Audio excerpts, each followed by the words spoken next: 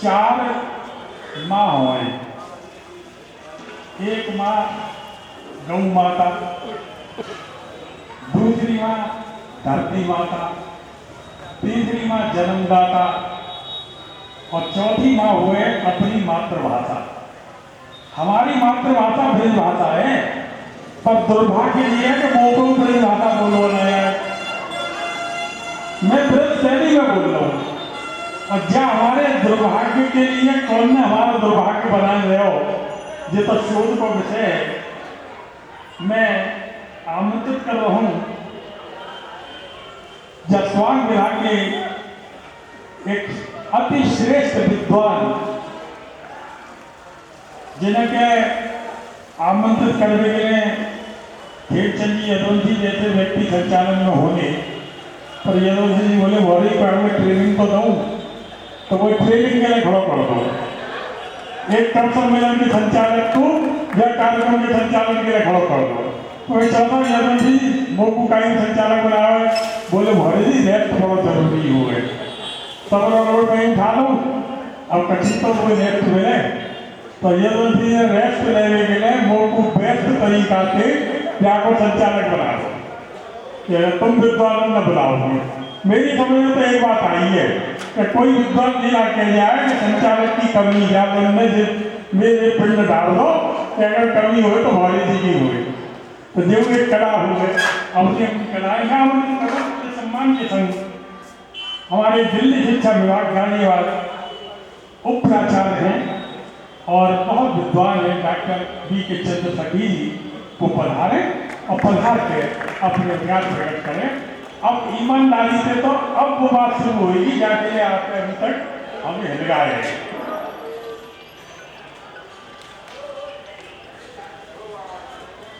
धन्यवाद श्री अनिल पौड़ी जी।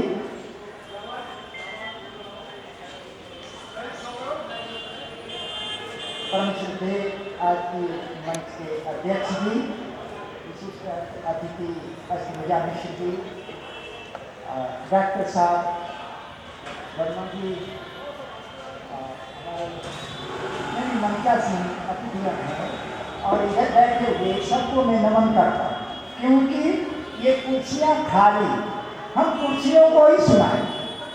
अगर नहीं सुनेंगी कुर्सियाँ तो इनकी प्रतिध्वनि लौट करके हाथरस रसमय धरती हाथरस में तो जाएगी। मैं शुरू करता हूँ। वर्तमान तो क्या है, भूत क्या था हम भूत में नहीं देखेंगे। भूत को खाद बना करके अगर प्रयोग किया जाए तो अच्छी फसल पैदा हो सकती है। तो हमें भूत को जो भी पंडित जी लिख रहे हैं, हमें उसको नई पीढ़ी तक पहुंचाने के प्रयास करने चाहिए, और वो प्रयास मैं भी कर रहा हूँ, सभी विद्वजन कर रहे हैं। हाँ, अभी फिलहाल कुछ दिनों पूर्व विश्व हिंदी दिवस मनाया गया। मैं बड़ा आश्चर्यचकित था कि विश्व हिंदी दिवस, उसमें छोटी सी राजनीति है। हम बोलियों को मार रहे और विश्व हिंदी दिवस मना रहे। हम बोलियों को तो मारते जा रहे, जहाँ से भाषाओं को शब्द मिलते हैं। हमारी ब्रज भाषा इतनी मधुर भाषा है कि मैं तो गदगद हो जाता हूँ जब कभी लिखता हूँ, लिख लेता हूँ, लेकिन बोलता नहीं। तो मेरी अपनी कमजोरी है, क्योंकि मैं कनौजी क्षेत्र का हूँ, तो फिर इतनी पल्ले नहीं पड़ती। हाँ, लिखता धारा पड़ा। तो जब तक हम बोलियों को प्रश्रय नहीं देंगे, पंडित जी के संगीतों में मैं आपको सत्य बता दूं, हर क्षेत्र की बोली का समावेश है।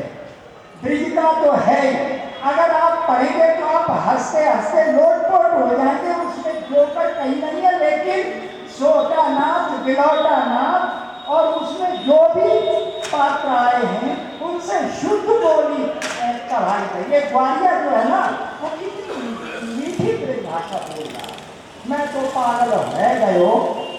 इस तरह से वो शुरुआत होता है चौगुला ग्वालिया के द्वारा, जब सुंदरादे रानी और ये सब देखता है।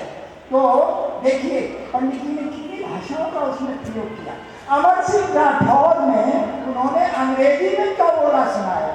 तो हम कहाँ विश्व हिंदी दिवस मनाने का, हम कितने भ्रमित हो गए कि हमारा सब कुछ हमारे पास है और हम ढूंढ बाहर रहे हैं। अरे बाहर नहीं ढूंढना है, जब हम अपनी जड़ी मजबूत कर लेंगे और हमारा पेड़ फूलेगा फलेगा तो अपने आप वो स्वीकार कर लेंगे, हमें स्वीकार कराने की जरूरत नहीं है। तो मैं वही कह रहा हूँ कि मैंने कम से कम उसमें 10 भाषाओं को सुना है।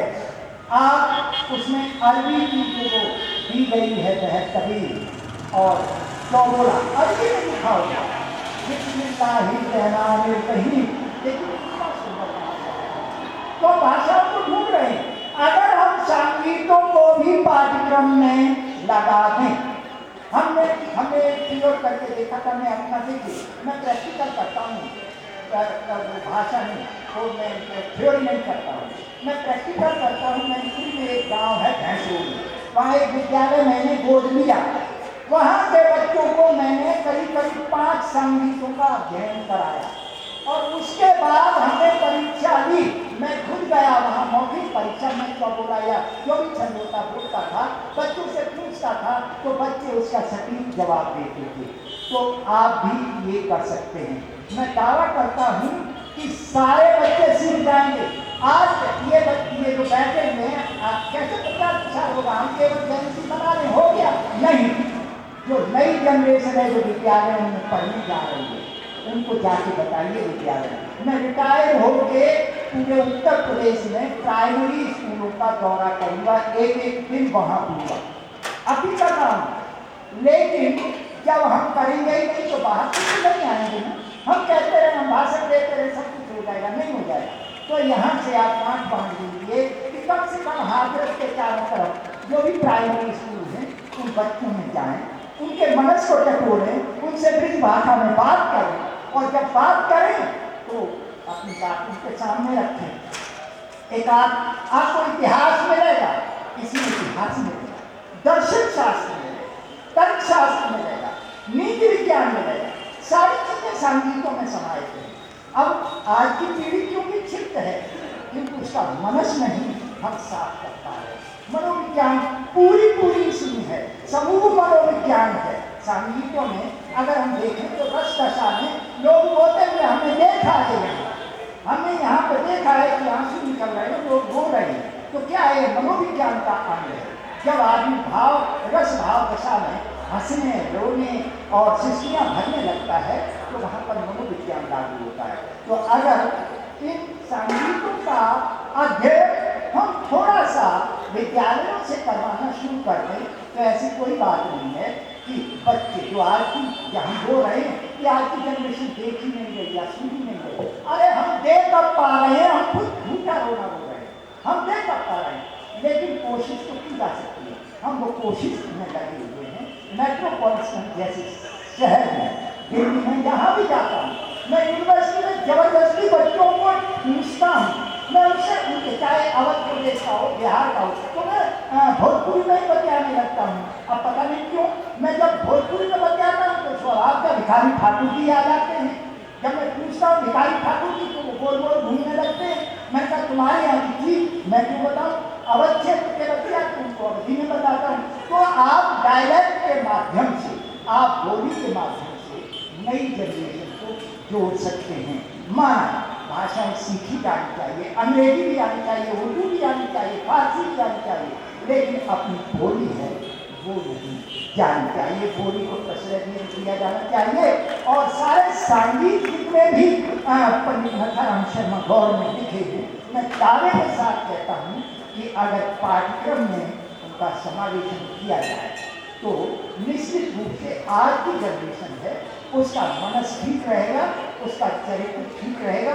बहुत सारी चीजें उसमें हैं, केवल क्रियात्मक रूप से उसको लागू करने की आवश्यकता है। मैं ज़्यादा समय नहीं दूंगा, बोलने के लिए तो बहुत कुछ है। हाँ, यूनिवर्सिटी में बच्चों के सामने जरूर बोलता ताकि वो बच्चे सामने देखें। और ऐसी बात नहीं हो रही, बच्चे मुखातिब हो रहे। एक बच्चे ने अभी पंडित जी के संगीत पक्ष पर दिल्ली यूनिवर्सिटी से PhD किया और उसकी तो मैंने जाकर के नोटेशन बैठ के लिखवाई। मैंने कहा नहीं, अगर नहीं जा पाएंगे तो कम से कम सुर तो लगाएंगे, सारे का पाबंदी लाने जाएंगे तो दस्तावेज बनेगा, तो अपने आप आगे आने वाली पीढ़ियाँ पढ़ेंगी। केवल हम यहाँ भाषण देना है, इससे मेरा सरोकार नहीं है। वो तो आपने बोलवा दिया, मेरा सौभाग्य है कि आप सबके सामने ये बात रख रहा हूँ।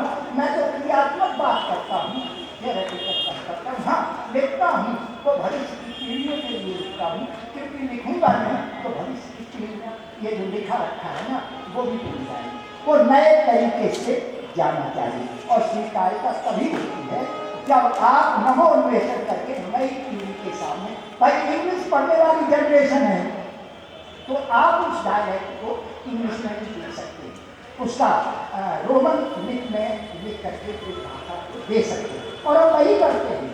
एक लड़की इटालियन आई और वो संस्कृत में पीएचडी कर रही थी, तो भरत का नाट्य शास्त्र का संगीत पर से उत्तर पीएचडी कर रही थी। मैं ऐसे ऐसे उससे बात करने लगा संस्कृत में, तो वो कौन का, मैंने कहा अहम, जो भी बोलता था बोल दिया। तब वो और चीजें पढ़ने लगी, संस्कृत संवाद होने लगा, तो बोले, मैंने कहा कि आपने कभी यहाँ का कल्चर देखा कि नहीं देखा। अब बोलने लगी, फिर हिंदी में आ गई धीरे धीरे। तो मैंने कहा अगर देखना है तो आप हमारे क्षेत्र में जाइएगा, आपको बहुत सारा कल्चर मिलेगा। वो आई है, मथुरा आई है, वृंदावन में बाकी बिहारी जी के दर्शन किए, और फिर वो लौट के गई, तो उसने हमें बताया। तो मैं ये कह रहा हूँ कि हमारे पास सब कुछ है, बहुत सारी चीजें हैं। वेस्टर्न क्या कर रहे हैं, पाश्चात्य लोग क्या कर रहे हैं, बर्कले यूनिवर्सिटी क्या कर रही है, हमारा एक चीज और उल्टा हमको ही परोस रहे। तो जो बच्चे ने पाणिनि के सूत्रों को, अब पाणिनि के सूत्र, क्योंकि संस्कृत इसमें हमारे साहित्यों में वो छंद लिखे गए, चाहे वो शार्दूल छंद हो, चाहे मनहर छंद हो, बहुत सारी चीजें छंद शास्त्र में रहेगा, रस शास्त्र में रहेगा, हर चीज मिलेगी। अगर आप चाहेंगे बोलेंगे तो मिलेंगे। मैं ज़्यादा समय नहीं दूंगा, मुझे बोलने के लिए आपने अवसर दिया, बहुत बहुत धन्यवाद। अन्य मेहमानों को भी बोलना है। मेरी वाणी से अगर कहीं आपको ठेस लगे तो मैं क्षमा चाहती हूँ। बहुत बहुत धन्यवाद।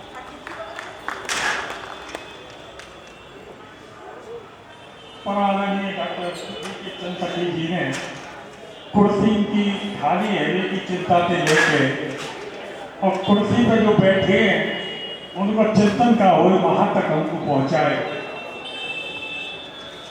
जहां कुर्सी खाली की बात है, देश के महाकवि पंडित सूर्यकांत त्रिपाठी निराला जी एक बार प्रश्न भरो कि आपके जीवन को सबसे सफल कवि सम्मेलन कौन सा हो, तो वो जहाँ में श्रोता खाली एक हो।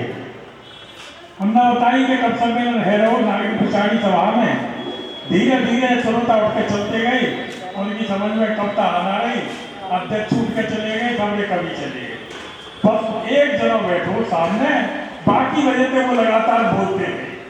बोले वो टेक्ट मारो ना हो, वो एक आचार्य लालचंद शुक्ल, तो बोले अगर एक अकेले लालचंद शुक्ल मिल जाते हैं तो वो कवि सफल है, भक्ता धन्य है।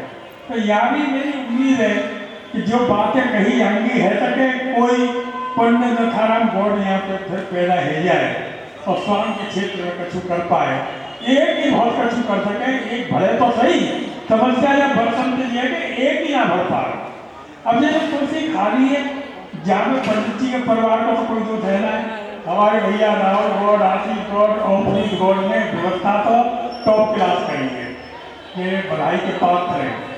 हाँ, अगर कुर्सी कम होती और श्रोता ज्यादा होती तो पंडित जी के परिवार के लिए कही जाती कि साहब तुम पे तो कुर्सी को इंतजाम ना भयो, यहाँ तो मेज कुर्सी और जो भी व्यवस्थाएं हैं वो बहुत बढ़िया हुई हैं, आगे श्रोता भी बढ़ेंगे। आज कुछ मौसम की भी तुरंत मिजाजी जो श्रोता आने चाहिए थे, मौसम से डर गए हो, तो हमें ऐसा वातावरण बनाना है कि स्वामी के ऐसे क्रम नहीं हुए कि न मौसम से डरे न काल से डरे, और जहाँ स्वामी की बात हो न भाई दौड़े चले गए। मैं आमंत्रित कर रहा हूँ, आज हमारे नेत्रन को जो कमी दिख रही है, अगले वर्ष हमारे नेत्रन को वो कमी ना रहे, ये हम प्रयास करेंगे। तो देश के विशेषज्ञ व्यक्ति के हमारे बीच पधारे परमात्मा आज के अति विशिष्ट अतिथि डॉक्टर मुकेश वर्मा जी, मैं उन्हें पूरे सम्मान के साथ आमंत्रित कर रहा हूँ, वो पधारें।